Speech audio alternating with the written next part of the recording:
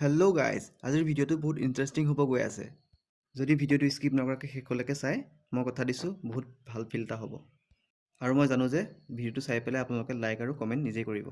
যিহেতু আজি মানুহৰ বিহু, গতিকে আমি প্ৰত্যেকেই ওলাই আহোঁ গাঁৱৰ প্ৰত্যেক ঘৰ মানুহৰ পৰা এনেদৰে হালধি তুলিবলৈ। হালধি তোলাৰ কাৰণ মানে আমাৰ গাঁৱৰ পূৰ্বপুৰুষৰ পৰা শিকি অহা এটা পৰম্পৰা আছে। সৰুৱে ডাঙৰক সেৱা জনোৱা, মৰম জনোৱা। সেইবাবে ধুতিখন পিন্ধি পেলাই গ'লোঁ আমাৰ পৰম্পৰাটো ৰক্ষা কৰিবলৈ। সেইবাবে আমি সকলোৱে মিলি পেলাই হালধি গুড়ি কৰাত লাগি গ'লোঁ। আজিৰ দিনটো সঁচাই খুবেই ভাল লাগে, কিয়নো সকলো কৰ্মব্যস্ততাৰ মাজত থাকে, একলগ হ'বলৈকে নাপাওঁ জানেনে। বাৰু যি কি নহওক, সকলোৱে নিজৰ নিজৰ কামত ব্যস্ত। মই সিফালে ঢেঁকী দিয়াত ব্যস্ত। ঢেঁকী দি মোৰ কঁকাল বিষাই গৈছেগৈ। ইমানখিনিয়ে হালধি আছে আৰু ফাইনেলি হালধিখিনি খুন্দা হৈ গ'ল। তাৰপিছত আমি আমাৰ নামঘৰলৈ লৈ আহিলোঁ হালধিখিনি। আমাৰ দুজন নামঘৰ, এজন হৈছে বৰনামঘৰ, এজন হৈছে কীৰ্তন নামঘৰ।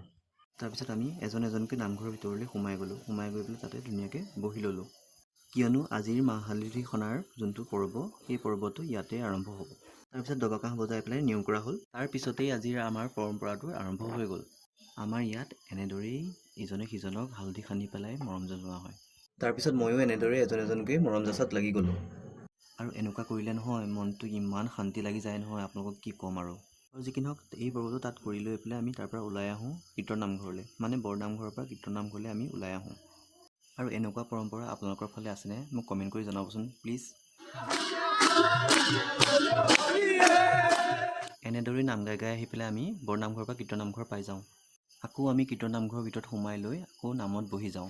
আৰু এইখিনিয়ে আমাৰ পৰম্পৰা আছিল। যদি ভাল লাগে কমেণ্ট এটা কৰি দিব দেই।